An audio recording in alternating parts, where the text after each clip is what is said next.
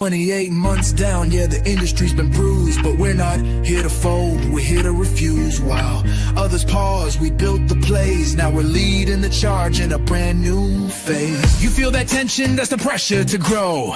Hiring's messy, turnovers high and budgets low, but we don't panic, we adapt. We sharpen the edge and reload the map. This is the Staffing Playbook, strategy on tap. Steven brings the grit, G-Money brings the slap. Forget the fluff, forget the spin. We give you plays that actually win. From the break room floor to the boardroom seat, we've walked the walk, now we bring the heat. CDLs, forklifts, line leads, and execs. We place the best and fix the wrecks. Insight, hustle, leadership bold. No safe takes, just the truth told cold. Wanna scale your team, wanna close that gap. We got the data, the story, and the roadmap. So turn it up, lock it in. This is more than a podcast, it's a win. This is the Staffing Playbook. Let's get to work, it starts right now. Welcome back to the Staffing Playbook podcast. We are entering episode 2 of our 3-part series, Cracking the MSP Code. We are joined once again from our panelists, Josh Moskoviz and Mandy Hileman. And I'm sure I said your name wrong again, Josh. Welcome back. It was right today? Great job. You're right on. Round of applause. That's right. I'm a quick learner. Now, can you say my name? No, don't even try. G-Money. All right. How are we all doing today? Good. Fabulous. I have to say your intro music is kind of jazzy. I was like dancing to it. Right? Yes, I was dancing as well. My favorite part is G-Money with the slap. Look, Yeah, G-Money I with love the that. too. So good. All right, so this 3-part series, it's been a lot of fun with episode 1. We talked about the one-way mirror. We really were getting a preview into these clinics, the healthcare industry, some of the struggles they're having, some of this contraction that we're seeing. We're seeing, some of these more hard to fill niche roles becoming more of the norm. And Josh and Mandy here really gave some insights and tips of even in this current low in the industry of how you can be a true partner with MSP, stabilize your business, and even grow your business. So if you missed the first episode, hit the pause button, go back to the first episode. But today we're going to be talking about where did all the A players go? And this is really a pressure test for Josh and Mandy because we want to really get into when we're submitting an A player as an agency, we're expecting, we're hoping that we're going to get that placement. But further than that, looking at what C players actually cost. We call it a C player tax. That's what we're going to expose today. And that goes for the agency submitting their candidates, as well as for you two as an MSP looking at, is this an A player or is this a C player? Because there is a real tax to submitting a C player. There's lost productivity. There's manager babysitting that time. There's turnover. And if you run the math on why paying above the rate card for the right clinician can actually save money, we really want Josh and Mandy to spell out the signals of an A player, whether it's completion rate, expansion ratio, responsiveness, and really the exact candidate packaging that earns the rate flex in 2025. So if you want to graduate from a vendor to partner, today is this episode. Tune in. So I want to pressure test this with you two. And so I've got lots of questions, but if you think about it, if there's a 20-hour rate premium that buys 15% more productivity, 6% less supervisor time, and a 20-point lower turnover risk, the A player is actually cheaper annually. And so we really have to set some expectations here and kind of map through these assumptions. But before we do that, in your mind, Josh, Mandy, what is an A player in MSP terms? Can you quantify what an A player looks like? Ladies first, Miss Mandy. Oh, first I don't say yours first. So, Obviously being able to check the box for skill set, making sure that they have the minimum skill requirements. But I think flexibility is key in being an A player. You can be a great nurse with all the great skill sets, but if you have, a list of requests or a list of asks, it kind of makes you less attractive with bringing a candidate on board. And I think also somebody who has proven that they've been receiving extensions at their last contracts. So if we know when we're looking at a resume or my team's looking at a resume, we're looking to see if it was a travel assignment, is it longer than 13 weeks? Are you staying there 26 weeks or even, sometimes a year? That really is an indicator that they are an A player in my book. All right. Josh? As a traveler, pivoting off of Mandy's comment about flexibility, can you float? If you can float, how are you able to operate at top of your license? So if you're an ICU nurse, can you float to PCU? Can you float to tele? Depending on what state you're talking about here, can you float all the way down to med surge? What are these exceptional skills and diverse skill set that you're bringing to the hospital as temporary coverage for whatever reason the vacancy exists? I would call that an A player. I think also great references that talk about your ability to be a team player within the unit. Have you ever done charge? Have you had to fill in for charge last minute? And Mandy talks about the prior travel experience. That's definitely something that not only as an MSP, but as an agency, you look for that. You want the experienced travelers. But for the first-time travelers wanting to break into this, where you're coming from, and everything else I was mentioning involving your flexibility, ability to float, what type of setting you're coming from. Those are vital aspects to making you an A player to the hospital you're going to. So if you're coming from a level 1 teaching setting and you're going to a level 2 or a level 1 trauma setting, talk to that hiring leader about your experience from where you're coming from and how that could translate to this new environment. Absolutely. Okay. So I want to pressure test this a little because I'm going to be an agency that's this scenario here. I'm going to give you two nurses. The first nurse, her name's Charlie. She's the C player, and the agency submitted per the request $100 an hour, right? So they didn't ask for a rate increase. Then you have Nurse Alex, the A player, and the agency is coming to you and asking for $120 an hour. So we're talking a pretty significant increase of 20% on that hourly rate. So when you, at first glance, you're looking at that and going, okay, next, I don't know. But, at first glance, Charlie looks cheaper. But I want to break down the reality of what really happens from a productivity standpoint. So Charlie wastes, and this is well-published data, Charlie wastes about 20% of their time, even upwards to over 30% of their time as a C player. It's mistakes, it's missed shifts, it's just slower work, right?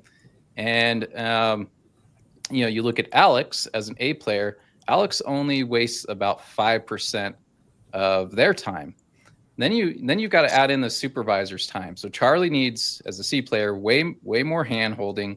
The supervisor can spend anywhere from 8 to 12% of their time managing Charlie versus only 2% with an A player with Alex. And so remember, that supervisor is a 6-figure cost. It's pretty significant. And then you couple that with turnover risk. Charlie is 3 times more likely to quit or get replaced by an FTE. Every time that happens, it costs you about $61,000 to fill that role. And so let's add this up for a full year. Charlie is the cheaper nurse coming in on budget, really costing you about $254,000 annually.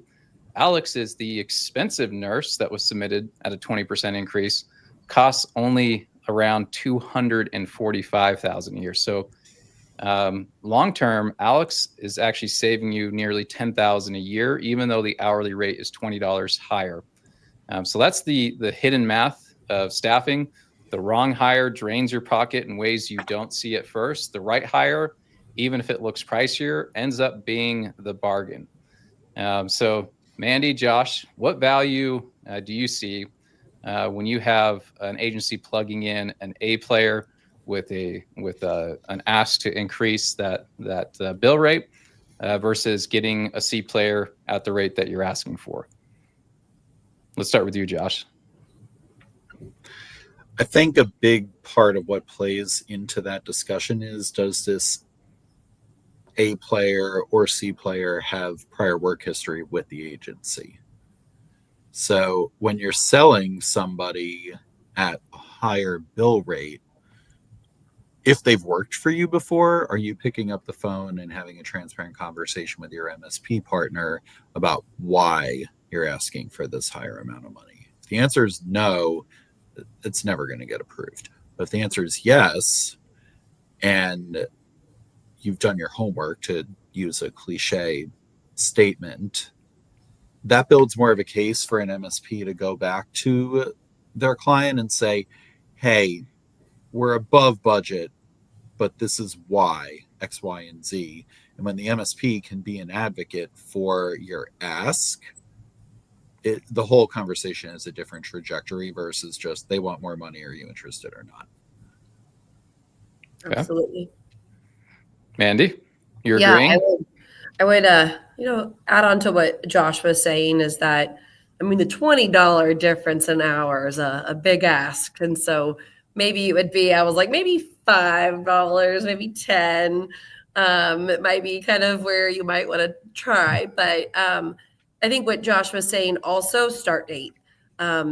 We talked about, the need for these requests that are being posted have gone through an extensive approval process. And oftentimes it's reactive staffing. And so they're posting these needs late in the game. And so they need somebody who can start right away. And so I think if somebody's willing to pick up their life and start next week, you have a much better chance of getting that higher bill rate approved than somebody who's not available to start in 4 weeks. Okay. Genevieve, you got your hand raised there? Yes, I do. I feel like I'm in kindergarten again. No, and so I got a question and then another question within it. How can an agency go and tell the difference between an A player? Like, what questions should they be asking before they bring them to you all, right? Before they go and they bring them, like, here, I have this amazing candidate. They're top notch.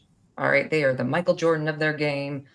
All right. Like, let's go and think of it that way. And then, like, how can you all tell the difference of what an A player is versus not? I don't know that you can without communication from the agency. And so what questions should the agency be asking to help maybe identify it? So I think it starts with the recruiter themselves at the agency before it even gets to the account manager, like from their screening and the questions about their work history and their experiences. There's a reliance that the recruiter, who is really the front line vetting process before it even goes through the rest of the channels up to the point of confirmed assignment and starting on day one, really setting the standard and evaluating, is this an A player or a C player? And could be as simple as, tell me about your experience working at XYZ. Tell me about your last travel assignment, if it's applicable. Tell me about your experience with floating. What do and don't you like? And I think a lot of people are afraid to ask the what don't you like, but it's actually good to have open and honest communication from the initial touch point, so that you're really setting up everybody involved for success and nobody's really wasting their time, to Steven's original point of, this turns out to be a C player that costs everybody more money in the long run. Yeah. All right. So what else would you, Mandy, please piggyback off that. What else do we need to know? How can agencies better serve you all, especially when it comes to defining an A player? Yeah, I think in addition to, asking about their experience and floating, or maybe, tell me about a time that you've not completed an assignment, just to kind of get some of those behavioral interview questions out there. But also, like if you're traveling further away from home, like what's your plan for where you plan to stay at? How are you getting to the assignment? I think sometimes, we focus so much on making sure they're a match clinically and that they are a match for skill set, that some of the hidden challenges or barriers that endo cancellation are before the assignment even starts, with the arrangements. And so I think it's, even though a lot of the travel companies these days aren't setting up housing or aren't providing the travel arrangements, it's more about really poking holes in what that traveler plans to do, just to make sure there's not going to be any obstacles. Oh, I love that. And plus also you mentioned the behavioral questions. Love that. All right. Yeah. Great tip. Great advice. Well, I feel like I maybe took a broad stroke to that first question, and with the scenario of a 20% increase on the hourly rate. So because I think we're all clear between an A player and a C player, and there's much more value in an A player long term, and you're actually going to save more in the long term. But let's kind of take it below the math and be a little bit more realistic on the values. So we'll start with you, Josh. Do you see, the value, whether it's a C player or an A player, in your programs today? When you're looking at the job opening, it's gonna vary on med surg RN versus a CT MRI. It's also the market itself that you're recruiting for, and so if I'm asking for a 20% increase on an A player for a specific role versus another role, or a market versus another market, or a mixture of those, where do you see that realistic value when someone's submitting an A player to you and asking for a rate increase? Or do you just say no because it just doesn't meet the budget and the demand's not very high? Truthfully, it could be all the above. So that's why I kind of paused and am trying to think where I want to start answering this. So let's start with the MRI CT tech. So imaging needs are sky high demand right now across the country, and not adequate enough supply. So this question at hand, I think, has a lot of validity to that specific niche, and where the ask for a rate increase could come into play. It comes down to one, partnership with the MSP. How many candidates do you have out there right now? If an MSP doesn't have file flow, that becomes a different conversation about what do you need rate wise, and then let's talk to the client. Now, to Mandy's comment, 20 an hour, that's asking a lot. But if you're talking about like a $3 to $5 an hour increase, they can start within a 2 to 3 week window. They've got all the certifications, if applicable, and licensed in the state, which, for Allied is the moving target depending on what state you're in. If they check all the boxes that literally say slam dunk, call within 24 hours and get them locked in, and they're pre-closed by the vendor, an MSP is more than likely going to give a fighting shot to you all for that rate ask. Mm-hmm. Mandy? Yeah, I think it depends on the need or the position themselves. So like CT, I think we're more often able to get a realistic rate increase when the need is because they're not they have to run that machine in order for the hospital to make money. And so, they always talk about the allied needs being the revenue generating needs. And so that, we do see rate increases on those CT x-ray candidates, especially if they're dual modality. On the nursing side of it, obviously you need L&D nurses to deliver babies. And, so there's still a great need on the nursing side of it. But I think it goes back to like what Josh was saying. Can they start right away? Can they check all the boxes? I think also have they worked for your agency previously? So in that case, the compliance might be 75% of the way there. And so we won't have to worry about some of those barriers that might come up with the compliance. And there's a less likely chance that they're going to cancel if they've worked for your agency a couple times. And so I think it's really important, like Joshua said, to pick up the phone, call, present your side of it. And sometimes it's lost through email. So I think it's really important to do that, over the phone if possible. Yeah. And I know we're talking nursing and allied specific, but this actually plays into the locums provider side of staffing as well. Just throwing that as an add-on. Well, I want to lean into this just a little bit more. So at like what point does an A player's higher bill rate pay for itself in your eyes? That flips from a no to approved, like we mentioned the $20 an hour, what about 25 or $5 an hour, 15? I mean, when you guys are looking at these true A players, everything you just mentioned, we assume they check all the boxes. And then you're looking at, a CT versus, looking at just normal med surg RN, like how do they pay for themselves? At what point do they pay for themselves? I think when you're talking about revenue generating positions, it's a much easier conversation because it pays itself immediately because you're not turning away that patient revenue from the health system side. If they can't see the patients because they don't have the staff, they're operating at a loss immediately. Yeah. Now, for a non-revenue generating positions like med-surg, like tele, like ICU, which are a lot of hot buttons for health systems because of pandemic staffing and the money that went into that,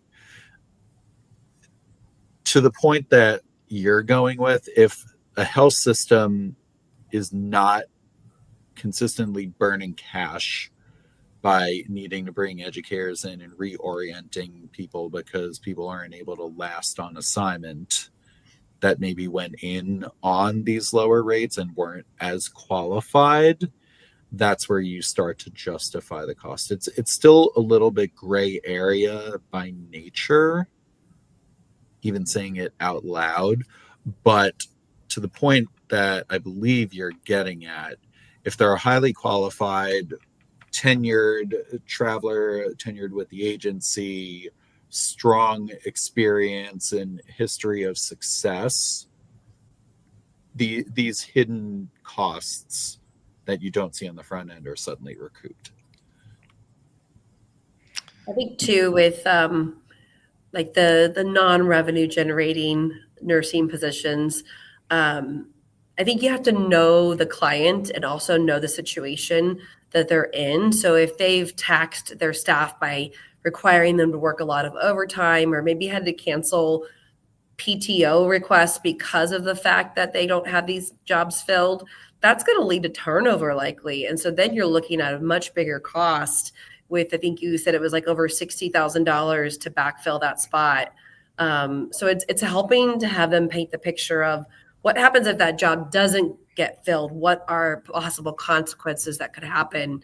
You hope that doesn't happen, but it's a very good likelihood if staff is overworked and burned out. Yeah, there's that real opportunity cost, right? If it goes unfilled, for how long? How much revenue are you losing on a day-to-day basis? Yeah. Josh, you kind of answered my next question. I was curious what artifacts are really move the approval when the rate's above the card. You're talking about the prior work history. That's validated. There's documentation. They're that true A player. Is there anything else that really kind of unlocks that rate in your mind? Mandy, we'll start with you. Ooh, kind of. Yeah, I mean, I would think that it definitely, again, you have to know the situation. I can't really go to the client and ask for a rate increase if not all of our tiers of staffing vendors have seen that job yet. Also, do we have other candidates in front of the client, or is it truly a situation where we have no candidates? So I think it's just, if it's a really hard to fill position, we have no candidates, we can provide the data to show that this is a rate that's, aggressive. It's not completely out of market. It might be at the top end of the bill rate range. I think it's all about how you can relay those facts and those points to your client. How much influence do you yield? And so just going back to what Josh said, doing your homework prior to and actually bringing the data, actually having that full conversation, being as transparent as possible. Like, listen, this is the situation. This is what's going on in the market. Here's X, Y, and Z, blank, blank, blank, blank. And just be really transparent about it. I love it. Yeah. Thank you for the clarity. And I think also too, like sometimes clients look at a 13-week assignment as a big commitment. And so I think it's just reminding them, like, if you do hire somebody full-time, you do have a cancellation clause, to let that person have notice. So you're not locked in necessarily for this long contract if you do hire somebody. But reality is that job's going to probably be open for that full 13 weeks, probably plus an extension. Okay. Very good. No, great point. Josh, anything else you want to add on that before I ask the next question? Yeah, I'd say as an agency, also it's a cliche term, but read the room. Like if a job opens an hour later, don't ask for a $10 an hour increase. Absolutely. Oh, really? It sounds so simple, but it's amazing how many times both Mandy and I have experienced that in our careers, whether it be as an MSP or being on the agency side. I mean, you're never going to get anywhere trying to set that expectation up on such short notice of a job requisition going on. Mm-hmm. You're letting me down already. I thought that would be the easiest thing to do. Like it's Oh my goodness, Steve. Okay, common sense is apparently not that common. All right. It's not. No, but like I really like just come on, read the room. Just read the room. All right. I'm learning. I'm give it trying. more than 10 minutes. Yeah. All right. Very good. Thank you, guys. So where are the talent bottlenecks that, like right now in your space, that you will pay upfront, like right now, that, what does that yes look like? Where are you guys seeing that bottlenecks where you would, if you were able to solve for this, an agency was able to solve for this, you just check it off right away? What's that look like right now? Josh? Are you saying a specific set of needs? Just needs, like modality, shift, setting, imaging all day. Imaging. Yeah. Imaging needs all day. It was projected to be the biggest increase in demand for 2025. It's been right on target. I want to say in the first 6 months this year, it was somewhere between a 40 to 43% increase in demand for it. Don't hold me super close to that number, but I remember reading a staggering number, and it's spread across various imaging modalities. I mean, any agency that's listening to this today and that's been doing this around knows MRI, CT, ultrasound, rad tech. I mean, they're anywhere and everywhere right now. And is that why my MRI is like scheduled 2 months out right now? Yes, absolutely. Yeah. Absolutely. I honestly, I wouldn't doubt that, because several years ago I had to go get one, and I think it was almost like a 3-month wait. And I guess the shortage there, that makes a lot of sense. So when it comes to that, with that demand, it makes sense. And it's also a residual effect of the population in the country put off a lot of things from 2020 to, let's say, the first half of 2022. Yeah. To be realistic. I mean, I think I can safely say all four of us on this call were, if we were sick, it must be really bad if I want to go to the hospital and run 100%. Oh, I mean, even something else. Oh, I even delayed going to the dentist. Okay, Yeah. like for Nobody likes a dentist. I actually love going to my dentist.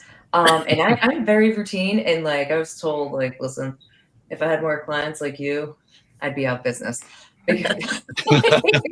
I delay going to the dentist for no real reason, just because I don't like going to the dentist. Me either. But recovering from like you said, between 2020 and going to like 2022, there was that nervousness.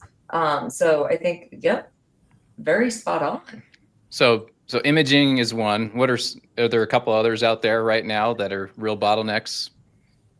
I to find think someone? that rehab therapy, like Yes. it's just that industry or that market hasn't, obviously the pandemic kind of killed the candidate market, and also changes to billing for Medicare and Medicaid.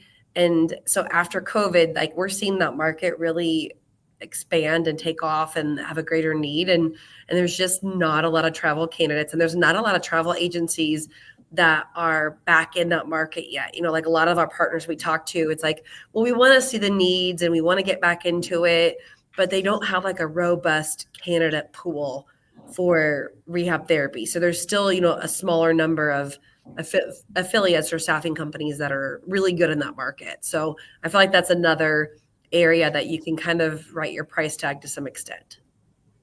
And a lot of the temp needs for PTOT speech, the last time that they were at the volume that they're at right now was like 2010, 2011, 2012. Mhm. I mean, Oh, wow. there's a huge gap where when the trends cycle that way, to Mandy's point, agencies don't really have a lot of bench because most people couldn't count on being able to travel and do these jobs with the frequency and abundance that they would need to be able to make money 12 months out of a year, if that's what they want to do. So like other trends in needs out there, if there's nothing available, you take a full-time job for the job security. So while it's great that there's opportunity again, the staff is going to be slower to come back just due to hesitation. Yeah. Agree. I wonder with the shortage with CT techs, if that's kind of played into the speed we're seeing with AI being infused with imaging to kind of fill in some of that void. Have you guys been seeing that? Have you heard from any of your clinics if they've been utilizing AI to read the scans? And so, it's much, from what I've read, it's faster. It seems to be more, it catches more things than a human. Or are you guys seeing something different there? I haven't heard much about that in imaging yet. I mean, obviously, we're hearing about AI every minute of the day, in staffing world, especially with, looking for ways to utilize AI to help onboard candidates and qualified candidates. So yeah, definitely hearing about it in the staffing space, but not so much from our clients yet. Same. I think still fundamentally it comes down to needing the staff just even for intake. Yeah. Before you even get to the, I mean, yes, you need them to read everything as well, but I mean, if you don't even have staff to get them in the door to begin with. Yeah, I think sometimes hospitals are late adopters of technology. You don't say, with all those fax machines everybody's right? still using. So it depends on the hospital. Obviously, you have some that are very early adopters and may have the money or the resources to bring in some of the latest, greatest technology or AI. But more often than not, some of the hospitals are operating kind of not in the most modern technology. I think also it's the setting, because there's multiple settings that you can go. Like let's take MRI, for example, right now. There's the traditional inpatient setting, there's the outpatient, there's mobile imaging at this point, there's stand-up MRI. I mean, there's so many options in so many different ways. And I mean, you could go down a total rabbit hole here of how health systems are even modeling their service line at this point to capture the best ROI. I mean, there's so many factors, so much demand, and so much greenfield, I guess you could say, in the imaging world that from a supply standpoint, it's impossible to keep up with it right now.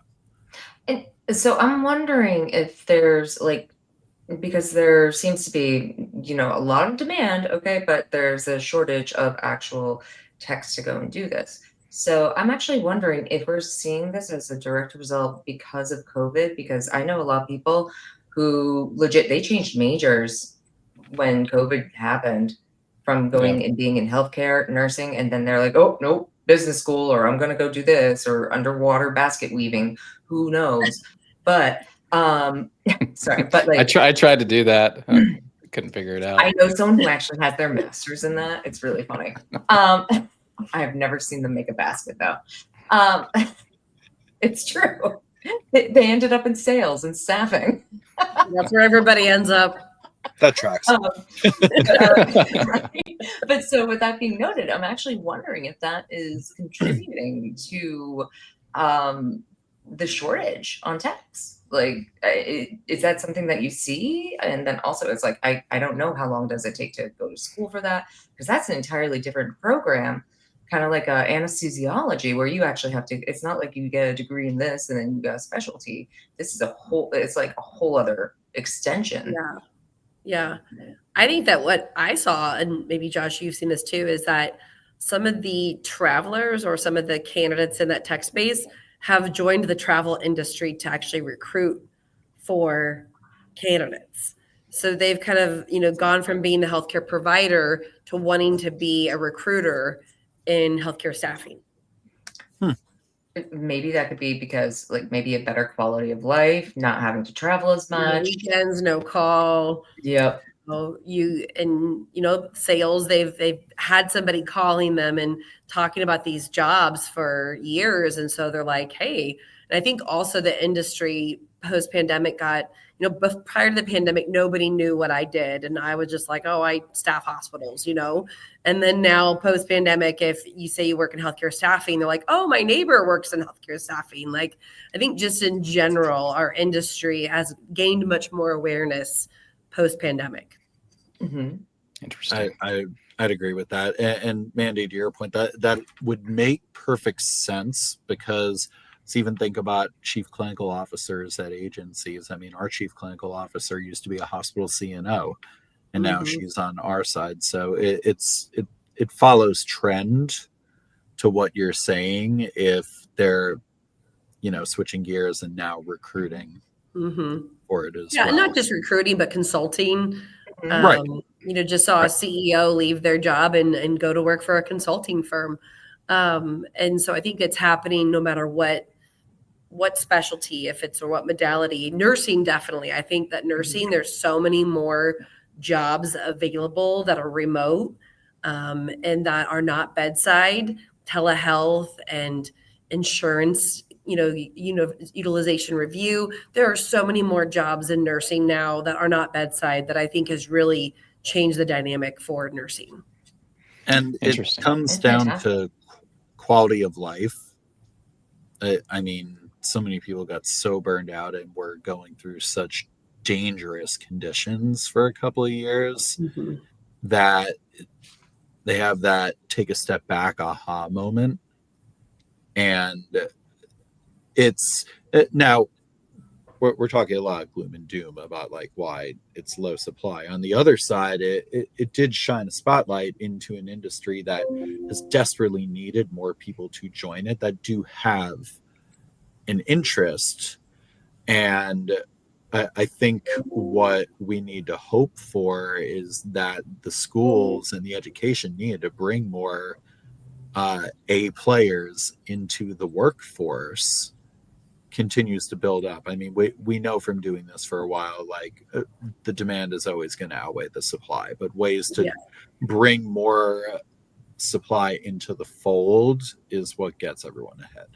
Yep. I think specifically for Allied too, it used to be there was a request for an X-ray tech or a radiology technologist. Then there was a need for a CT tech, and then a need for an MRI tech. And then now you're seeing every need that comes out is CT X-ray. So they want them to be dual modality trained. And I think a lot of the more seasoned population of those techs maybe aren't dual trained. And so they're not able to qualify for some of those positions. And so I'm curious if like the schools are dual modality training them, because it used to be learn on the job. And now I don't feel like it's that way anymore. And so I know our topic today is called where did all the A players go? And I feel like there's a bunch of different areas where we are just answering where all the A players went. Maybe they swap. No, listen, you know me. I always There's pull a lot everything of like together. draw lines. Yeah. Yeah. Oh, right. It's like Yeah. I'm like that crazy person with all the red string taped everywhere. All right, but like this is just inside my brain. But okay, so some of the A players or people who used to be A players, but they're not getting dual trained, right? So that could be an issue right there. And then also people leaving the actual industry, going for another role or doing something else. That's maybe where some of the A players went. I think that there's a lot of factors that need to, like, and Yeah, so could I hit on a few of those factors there? go for it. So, travel's still down, right? Per diem and local is absorbing the demand. Allied vacancies remain high for CT and MRI. Quality and reliability are really make or break. We're talking about A players here. And we also got to look at the demographic in healthcare. I think nursing specifically, 25% of nurses are at that age of 55 or older where, it's retirement season and a lot of people have held off because of the economy. But a couple of days ago, we had the best, the highest we've ever had in the stock market. People are looking at their 401ks and they're feeling good about it. And so some of those people that have kind of put off retirement, once consumer demand is a net positive and the economy looks pretty good for the next year or two, I would predict you're going to see a mass exit of that 25%, which really are likely your A players, right? Because they've been around the longest. They have that institutional knowledge. And I don't know if clinics have recognized that so much. Maybe they have. But when we look, I've talked to other agencies in the space and, they're saying that bill rates are coming down and there's less flexibility on the pay for an A player. And so I want to get your guys' hot take on that. Are you having these conversations with your agencies, with the clinics, that there's this impeding storm of a mass labor shortage, unlike we've ever seen before, due to the fact we've got so many in the industry that are at retirement age and the schools are not filling up with nurses, right? What kind of conversations are we having around that?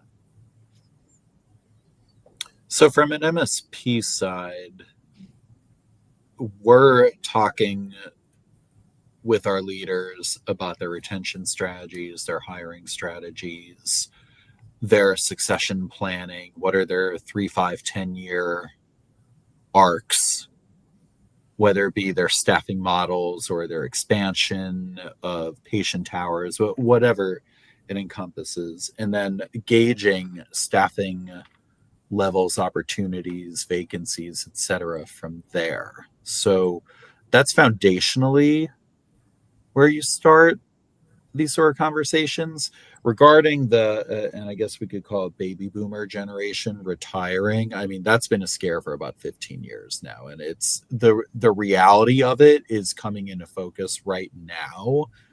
I think the problem is everyone saw it coming, but there's been a ton of factors that have exacerbated it even further, to where even if there was a plan pre-pandemic, if we're gonna theorize on it, that got turned on its head post-pandemic, because on top of the baby boomer generation retiring, you had people leave the bedside altogether due to burnout. Now, burnout is still a factor today, no matter what side you're talking about in the healthcare space, whether it be nursing, whether it be allied, doctors, advanced practice practitioners, they're all experiencing burnout.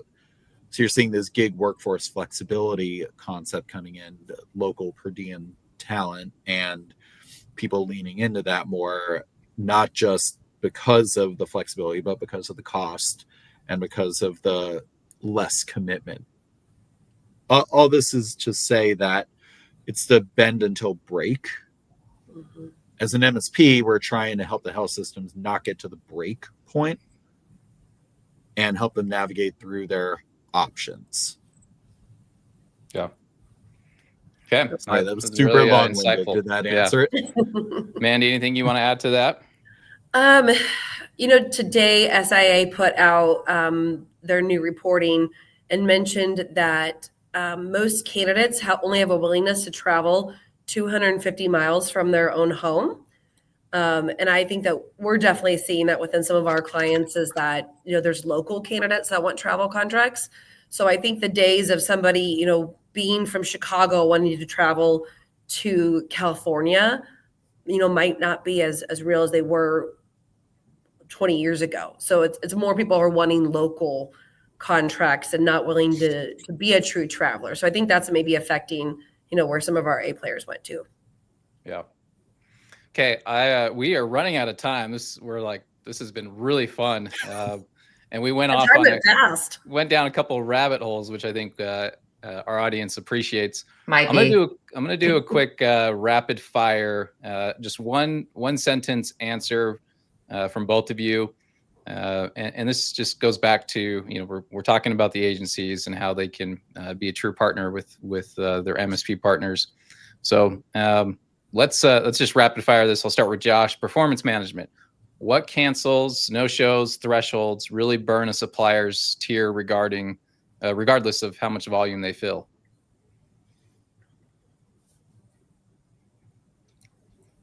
I would say if you're getting into that 10 to 15% range, that's uh-oh. Really? That's pretty high. Mandy? Same question. I would agree. I would say, 10 years ago is 20%. Is what we saw for backup quits and terms, kind of like a combined number. But I would say it needs to be closer to 10% now. Yeah, that's what I'm hearing too. Yeah. All right. So between 10 and 15%. All right. Next rapid fire. I'm going to start with you, Mandy. If a supplier gives you a 30-minute first look and a 24-hour curated slate, how do you score that versus a 5-minute flood of, meteoric subs? I would rather, it depends on the agency, because obviously you have your kind of go-to agencies that do a great job of, they know your program and they know what you're looking for needs. If you're asking, I would rather you take more time and find the right candidate and present them the right way. And do that within 24 hours, you're going to have a much better job of securing the job than just flooding me with candidates that are mediocre. It goes back to what our clients are looking for now. Is they're not looking for speed anymore. It's not number one. There's exceptions, but they're looking for that reliability, that quality. Josh, What about you? I would agree with Mandy. You could be a supplier that delivers 3 to 5 candidates a quarter. If all 3 to 5 confirm their assignment, are on time start, and complete their assignment with no issues, you're at the top of the list. You could send 100, 200 candidates and book 60 of them. And if, let's get back to that 10 to 15% threshold. If 6 to 10 of them fall off in a quarter, that's not good. Yeah. Okay. Good So quality, quality over speed. All right. Another rapid fire question. We'll start with you, Mandy. What extension percent or redeploy rate signals an A player bench that an agency has? And how do you feed such suppliers higher value recs, or do you?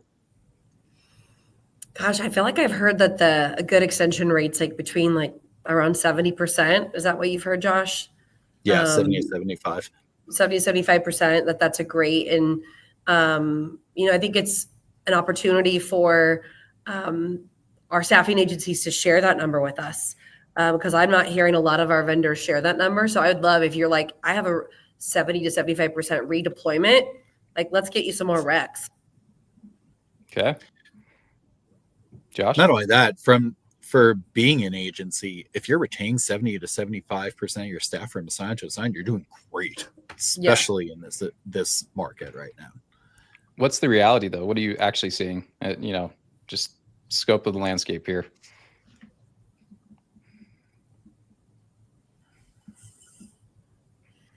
Okay, silence is the perfect answer. I think just an overarching answer is that my concern is that the travel industry has become a little bit transactional.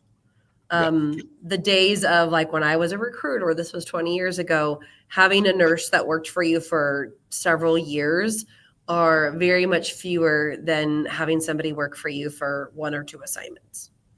But to that point, if you have a good retention strategy as an agency, this is absolutely the environment to lean into that. Absolutely. Yeah. Okay, I asked this question with our first MSP series to you, Josh and Beth, and I'm going to ask it and see if you remember Beth's answer. Then I'm going to get your answer, and we'll go to Mandy here. But what's the one strike that gets a candidate or a supplier benched in your programs, even if they are cheaper? Josh, what did Beth say to that? Do you remember?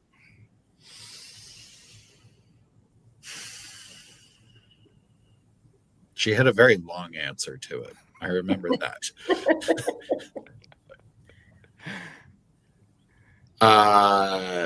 Keep me honest. I was hoping you remember because I don't remember, but I do remember one thing she said consistently. Do you remember this? I'm gonna talk like Beth for a minute. Communication. Oh yeah. Yes. No, like, Yes. Yes. Shout Transparent. out to Beth. Yes. but no, it's a lack of communication. The way how you phrase that question is not the right answer. I know. Yeah. Yeah. So, but what is that one strike, Josh? No, but like that's one of those things. If you don't communicate, that would be Yeah. benchmark. Big strike. I You mean, need to learn how to answer, ask questions, Steve. No. Hey, All right, Mandy. I'm learning. I'm pretty sure this was my answer last time, but accountability. It's not just being available when things are good. It's how you thrive when things are bad and come out with a positive result in the long run. I'm pretty sure that was my answer. Accountability. Yeah. That's Yeah, a great actually, that was answer. your answer, if I remember. Yeah. And Beth was like, you took the easy way out on that answer. I think that to add to what Josh was saying is that things are going to happen, and it's not always going to be sunshine and roses, but how does that staffing agency respond? Like, what steps do they take? What is the next step they take to make it right? And that goes back to communication, to accountability, coming with a solution, not just kind of like it is what it is. It's bad things are going to happen. Unfortunate issues are going to happen. What's that next step? I think is what really differentiates one staffing company to the next. Very good. I Okay. love that. Last rapid fire question. We'll start with you, Mandy. One capability you want every supplier to build in Q4 to surface more A players next quarter. Ooh. One capability? That you want every supplier to build into Q4 so they can get you more A players.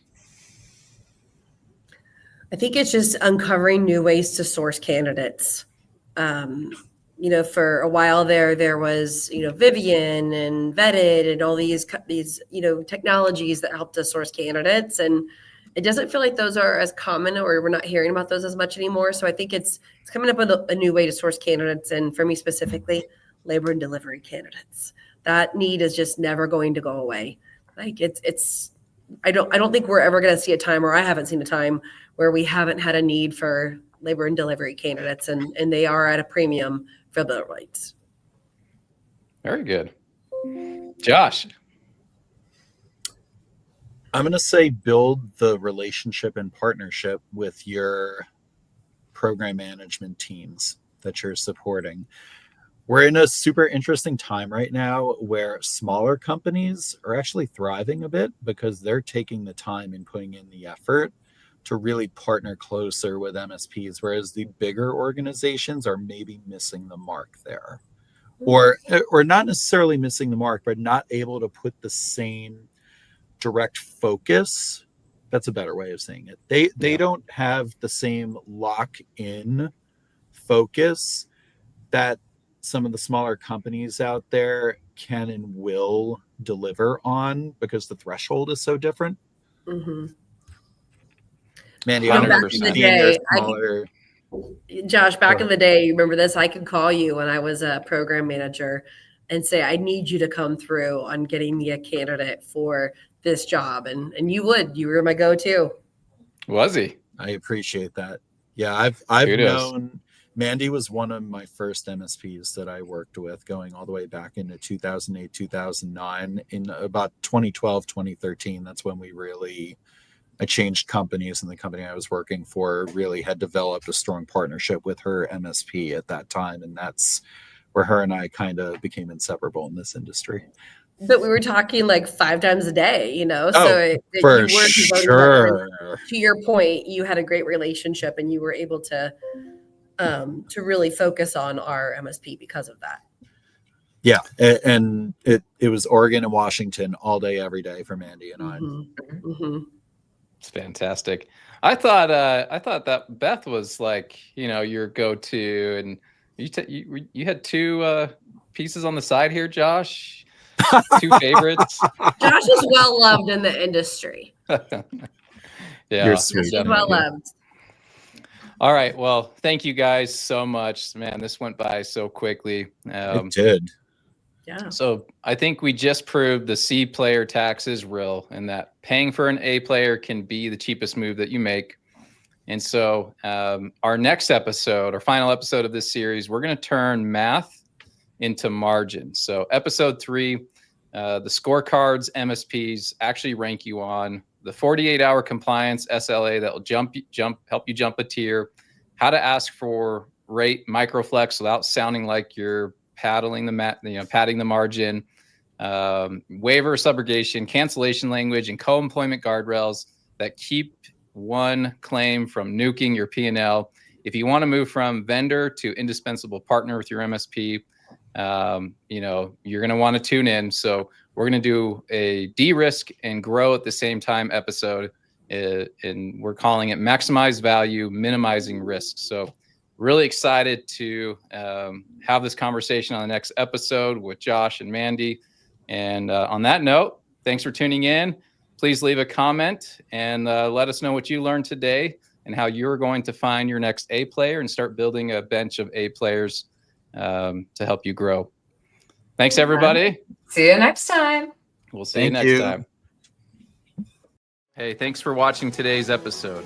This episode is sponsored by Staffing Referrals. We have relied on staffing referrals for years to turn satisfied associates into brand ambassadors, keeping quality talent coming in and lift retention. See what it can do for you at staffingreferrals.com or click on the link in the description. Thanks for watching.